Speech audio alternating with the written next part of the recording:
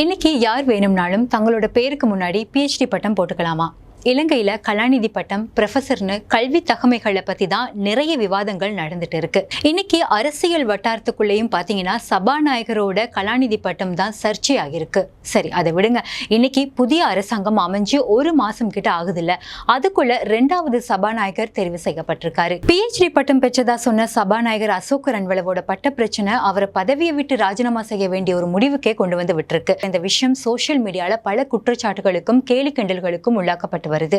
முதலாவதா நாங்க இன்னைக்கு பார்க்க போற ஒரு விஷயம் என்னன்னு பாத்தீங்கன்னா, 1947 இருந்து இப்போ வரைக்கும் 2024 வரைக்கும் சபாநாயகர்களுக்கு எதிராக 5 நம்பிக்கையில்லா பிரேரணைகள் முன்வைக்கப்பட்டிருக்கு. அவங்கள பத்தி தான் இன்னைக்கு நாங்க பார்க்க போறோம். இந்த 5 பேருமே வாக்கெடுப்புல தோல்வி அடைஞ்சவங்க தான். இருந்தாலும் அதை கொஞ்சம் நம்ம ஷார்ட்டா பார்த்துடலாம். 1963 ஆண்டுல நாவலப்பிட்டி தொகுதியில இருந்து பாராளுமன்றத்துக்கு தெரிவாகி இருந்த RS பொல்வல. இரண்டாவதா 1980 ஆனந்த திஸ்ஸ அல்விசவோட ராஜினாமாவை அடுத்து சபாநாயகர் பதவிக்கு தெரிவு செய்யப்பட்ட ஐக்கிய தேசிய கட்சியோட பேருவள தொகுதி நாடாளுமன்ற உறுப்பினர் MA பாக்கிர் மாக்காருக்கு எதிராகவும் நம்பிக்கையில்லா பிரேரணை கொண்டு வரப்பட்டது. மூணாவதா பாத்தீங்கன்னா 1991 ஆண்டு சபாநாயகர் MH முகமதுக்கு எதிராகவும் இந்த நம்பிக்கையில்லா பிரேரணை கொண்டு வரப்பட்டிருக்கு. அஞ்சாவதா பாத்தீங்கன்னா 2024 ஆண்டுல சபாநாயகர் மஹிந்த யாப்பா அபேவர்த்தனவுக்கு எதிராகவும் இந்த நம்பிக்கையில்லா பிரேரணை கொண்டு வரப்பட்டிருக்கு.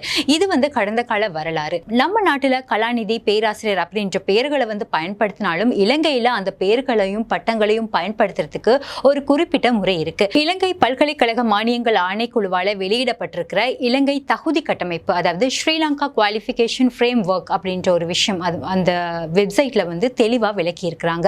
இதை பத்தி நீங்க விரிவா பார்க்கணும்னா இலங்கை பல்கலைக்கழக மானியங்கள் ஆணைக்குழுவோட வெப்சைட்ல போட்டிருக்காங்க, போயிட்டு பாருங்க. இப்போ நம்ம அசோக் ரன்வல பத்தி பார்க்கலாம். ஏன்னா இவர் தான் இப்போ நடக்கிற எல்லா பிரச்சனைக்கும் ஒரு காரணகர்த்தான்னு சொல்லலாம். தேசிய மக்கள் சக்தி பாராளுமன்ற தேர்தலில் வெற்றி அடைஞ்சதும் பிமல் ரத்நாயக்க தான் சபாநாயகரா வருவாருன்னு பார்த்தா அது நடக்கல. இந்த நிலையில அசோக் ரன்வல சபாநாயகர் பதவிக்கு நியமிக்கப்பட்டது ஒரு பெருசா எதிர்பார்க்கப்பட்ட ஒரு நியமனம் இல்லைன்னு தோணுது. ஏன்னா அசோக் ரன்வல அதிக விருப்பு வாக்குகளால தெரிவு செய்யப்பட்ட ஒருத்தர் இல்ல.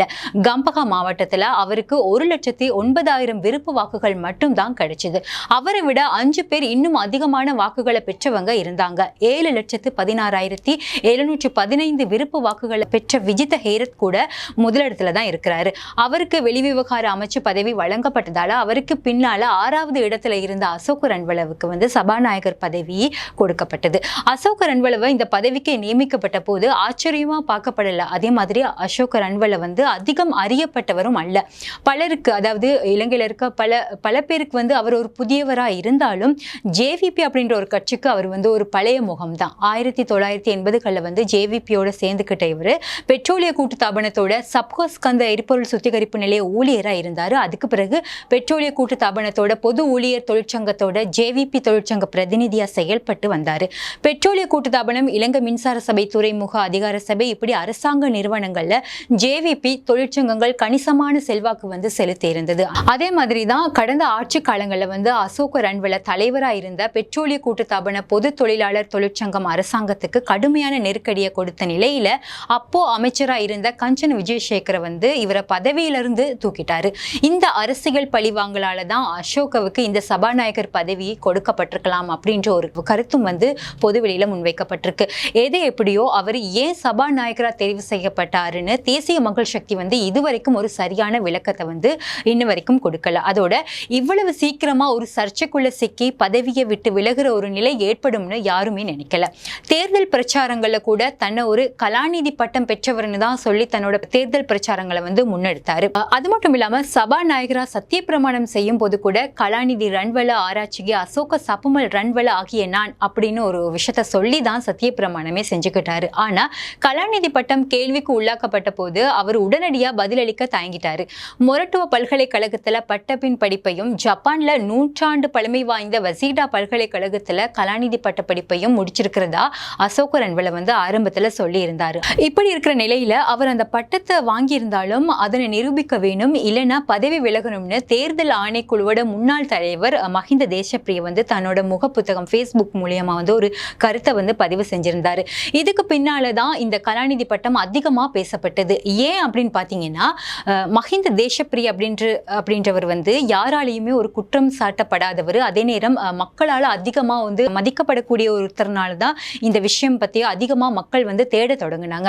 இப்படி இந்த விஷயம் அதிகமா சோசியல் மீடியால தீவிரமா பேசப்பட்டு வந்திருக்கிற நிலையில தான் பாராளுமன்ற இணையதளத்திலையும் வந்து சபாநாயகர் ப்ரொஃபைல்ல வந்து அவரோட கலாநிதி பட்டம் PhD பட்டம் வந்து நீக்கப்பட்டது வந்து ஒரு முக்கிய ஒரு கேள்விக்குறியா மாறி இருக்கு. இதனால மக்கள்லாம் எல்லாரும் வந்து இதோட உண்மைத்தன்மை ஓரளவுக்கு வந்து புரிஞ்சுது. இவருக்கு வந்து இப்ப கலாநிதி பட்டம் இல்லை, அதனாலதான் பார்லிமெண்ட் வெப்சைட்ல இருந்து கூட அவரோட அந்த பட்டத்தை வந்து தூக்கி இருக்கிறாங்க அப்படின்ற ஒரு சந்தேகம் வந்து மக்கள் மத்தியில அதிகமா வந்து பரவ தொடங்கினது. இந்த விஷயம் பாத்தீங்கன்னா, தேசிய மக்கள் சக்தி அரசாங்கம் பதவிக்கு வந்து ஒரு மாத காலத்துக்குள்ளேயே சந்திச்ச ஒரு மிகப்பெரிய சிக்கலா வந்து இந்த விஷயத்தை நாங்க சொல்லலாம். சபாநாயகர் இந்த மாதிரி ஒரு சர்ச்சையில சிக்கிக்கிட்டது தேசிய மக்கள் சக்தி அரசாங்கத்தோட துரதிர்ஷ்டம் தான் சொல்லலாம். ஏன்னா சபாநாயகர் அப்படின்றவர் பாத்தீங்கன்னா எப்பவுமே ஒரு நடுநிலையா செயற்படக்கூடிய ஒருத்தரா இருக்கணும், நீதி வழங்கக்கூடியவரா நோக்கப்படுறாரு. சபாநாயகரா அவர் பாராளுமன்றத்தால தெரிவு செய்யப்பட்ட போதுமே யாருமே வந்து அந்த விஷயத்துல வந்து எதிர்ப்பு தெரிவிக்கல.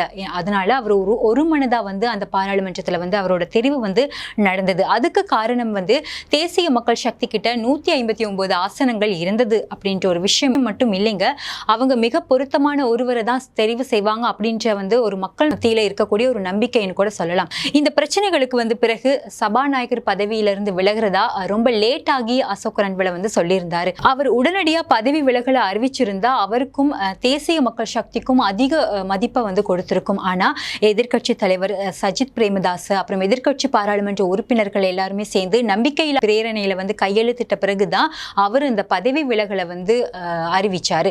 என்ன இருந்தாலும் இந்த விஷயம் வந்து தேசிய மக்கள் சக்தி அரசாங்கத்துக்கு ஒரு கரும்புள்ளியா இருக்கிறது வந்து ஒரு சந்தேகமே இல்லை. ஆனா இன்னொரு பக்கம் பாத்தீங்கன்னா, அவருக்கு எதிராக அதிகார துஷ்பிரயோகம் அப்புறம் ஊழல் மோசடி குற்றச்சாட்டுகள் எதுவுமே இல்லை.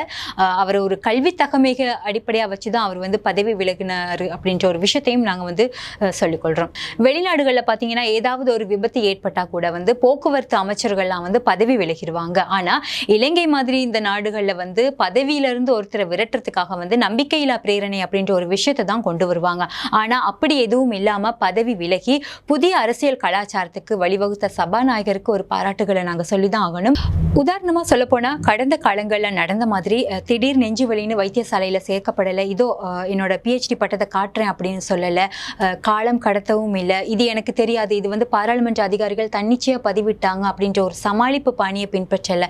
அந்த வகையில சபாநாயகர் அசோக் ரன்வலவோட முடிவு வந்து பாராட்டப்பட வேண்டிய ஒரு விஷயம் தான். இன்னைக்கு 10வது பாராளுமன்றத்தோட புதிய சபாநாயகரா பொலனறுவை மாவட்ட நாடாளுமன்ற உறுப்பினர் ஜகத் விக்ரமரத்ன வந்து தெரிவு செய்யப்பட்டிருக்காரு. அவருக்கு கூட நாங்க வாழ்த்துக்களை சொல்லிக் கொள்றோம். நன்றி.